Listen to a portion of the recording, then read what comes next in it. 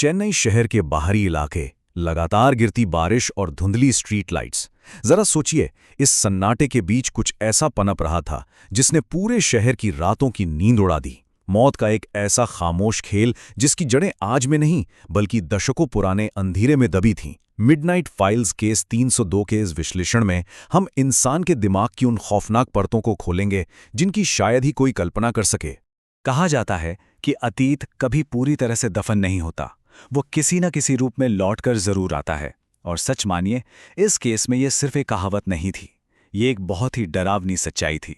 एक ऐसा सच जो सालों बाद खून के प्यासे साये में बदल गया और शहर की सड़कों पर फिर से मौत बनकर मंडराने लगा। इस कहानी की शुरुआत होती है सूखे पत्तों और एक अनजाने खौफ से। सिलसिला कुछ ऐसा था। पहला हफ्ता, शहर के बाहरी हिस्से से एक जवान कामकाजी महिला की लाश मिलती है। दूसरा हफ्ता एक और लाश, और फिर तीसरा हफ्ता आते आते तीसरी लाश सामने आ जाती है। कोई रुकने का नाम नहीं। कातिल बिल्कुल एक मशीन की तरह काम कर रहा था। तीनों का मर्डर बेहद बेरहमी से गला दबाकर किया गया था। और सबसे ज्यादा डराने वाली बात यह थी कि पुलिस के हाथ बिल्कुल खाली थे, कोई सुराग नहीं। लेकिन देखिए, कोई भी क्रिमिनल परफेक्ट नहीं होता। हर लाश के ठीक पास एक बहुत ही अजीब सी चीज मिल रही थी, सूखे गुलाब के पत्ते। कातिल जानबूझकर इन्हें छोड़ रहा था, जैसे वो कोई खौफनाक रस्म निभा रहा हो या शायद पुलिस को सीधी चुनौती दे रहा हो। ये सिर्फ पत्ते नहीं थे, ये उसका एक साइकोलॉजिकल सिग्नेचर था। जब लोकल पुलिस को कोई रास्ता नहीं दिखा तो एंट्री होती है इन्वेस्टिगेशन टीम की, विक्रम और आदित्य। केस को सुलझाने के लिए दो बिल्कुल अलग मिजाज वाले लोगों को लाया गया। एक तरफ थे सीनियर क्राइम ब्रांच के ऑफिसर विक्रम, बेहद सख्त, कड़क और अपने तजुर्बे पर पूरा भरोसा करने वाले। और दूसरी तरफ आदित्य, एक नया फोरेंसिक और साइकोलॉजी एक्सपर्ट। आदित्य भले ही थोड़ा नर्वस लेता हो, लेकिन उसका दिमाग किसी सुपर कंप्यूटर से कम नहीं था। तजुर्बे और साइंस की ये जोड़ी अब इस उलझे हुए धागे को सुलझाने मैदान में थी। और जल्द ही इस जोड़ी ने पर्दा उठाया रात 9 बजे के एक खौफनाक रहस्य से। आदित्य के उस पारखी दिमाग ने पुराने डेटा को खंगाला और एक ऐसा पैटर्न निकाला जिसने रोंगटे खड़े कर दिए। 9 से 10 ये सिर्फ समय नहीं था, ये मौत की वो खिड़की थी जिसे कातिल ने चुना था। सारी शिकार वो लड़कियां थीं जो रात 9 से 10 के बीच एक खास रूट की बस से घर लौट रही थीं। मतलब साफ था, कातिल रैंडमली किसी को नहीं मार रहा था, वो बाकायदा घात लगाकर पूरी प्लानिंग कर रहा था।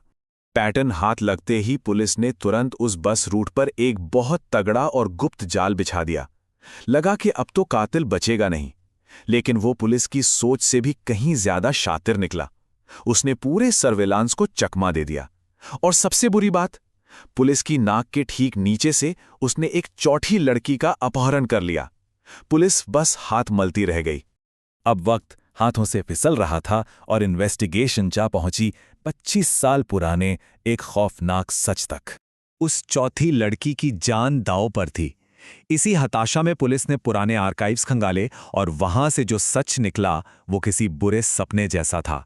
गला घोटना, सूखे गुलाब के पत्ते, बस रूट का चुनाव, ये सब आज के कातिल का तरीका था, लेकिन ये हूबहू मैच कर रहा था 25 साल पहले आतंक मचाने वाले एक सीरियल किलर से, बिल्कुल डिट्टो। लेकिन चौंकाने वाली बात यह थी कि उस 90 के दशक वाले कातिल को तो पुलिस 25 साल पहले ही एक एनकाउंटर में मार गिरा चुकी थी। सवाल यह था कि क्या वो मरा हुआ कातिल कब्र से वापस आ गया? कोई भूत? बिल्कुल नहीं। असली दुनिया में अलौकिक शक्तियों की कोई जगह नहीं होती। जो सच सामने आ रहा था वो किसी भूत प्रेत की कहानी से कहीं ज्यादा डरावना था। ये इंसानी खून और हिंसा की एक रूह कपा देने वाली विरासत थी। और इसी विरासत को समझने के लिए गहराई में जाना होगा, कातिल की साइकोलॉजिकल प्रोफाइल में। आदित्य की रिसर्च ने इस केस की सबसे उलझी हुई गुत्थी को सुलझा दिया। इसे साइकोलॉजी में कहते हैं द ट्रिगर्ड माइंड। होता यह है कि जब कोई बचपन में बहुत गहरा आघात देखता है तो उसका दिमाग हमेशा के लिए बदल जाता है। 25 साल पहले मारे गए उस कातिल का एक छोटा बेटा था। उस मासूम ने अपने ही पिता को बेरहमी से खून करते देखा और फिर उसी पिता को पुलिस की गोलियों से छलनी होते हुए भी देखा। उस एक हिंसक आघात ने उस बच्चे के विकासशील दिमाग की वायरिंग को पूरी तरह तबाह कर दिया और उसे एक साइको किलर बना दिया। आज वो बच्चा बड़ा हो चुका था।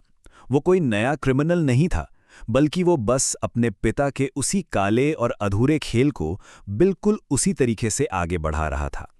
ये इस बात का बहुत ही दर्दनाक सबूत है कि कैसे बचपन का ट्रॉमा एक पीढ़ी से दूसरी पीढ़ी में ट्रांसफर होकर एक नई तबाही खड़ी कर सकता है। सब कुछ साफ हो चुका था। अब बारी थी उस आखिरी गुमनाम ठिकाने तक पहुंचने की। कहानी अब अपने क्लाइमैक्स पर थी। ये साइकोलॉजिकल प्रोफाइल एक नक्शे की तरह काम कर रही थी। विक्रम और आदित्य ने तुरंत इन मनोवैज्ञानिक कड़ियों को जोड़ा और शहर के नक्शे पर कातिल के उस छिपे हुए ठिकाने को पिन पॉइंट कर लिया। एक एक सेकंड कीमती था, क्योंकि वो चौथी लड़की अपने आखिरी सांसें गिन रही थी। बिना पलक झपकाए पुलिस की गाड़ियां उस वीरान और अंधेरे ठिकाने की तरफ पूरी रफ्तार से दौड़ पड़ी। वहां पहुंचते ही एक अजीब सा सन्नाटा था, बिल्कुल किसी भयानक तूफान के आने से पहले वाली शांति।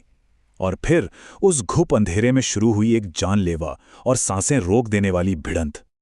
एक तरफ विक्रम का आक्रामक तजुर्बा और आदित्य का तेज दिमाग था, तो दूसरी तरफ एक ऐसा ट्रिगर माइंड जिससे ना तो मौत का खौफ था, ना किसी दर्द का एहसास। एक छोटी सी भी गलती और उस बेगुनाह लड़की की जान जा सकती थी। खैर, उस रात वक्त रहते वो चौथी लड़की बचा ली गई और उस खौफनाक विरासत का हमेशा के लिए अंत कर दिया गया। लेकिन ये केस जाते जाते कुछ बहुत गहरे और परेशान करने वाले सवाल छोड़ गया। क्या अपराध भी किसी जायदाद की तरह पिता से बेटे को विरासत में मिल सकता है? क्या बचपन में देखी गई हिंसा ही किसी इंसान के भविष्य की स्याही बन जाती है?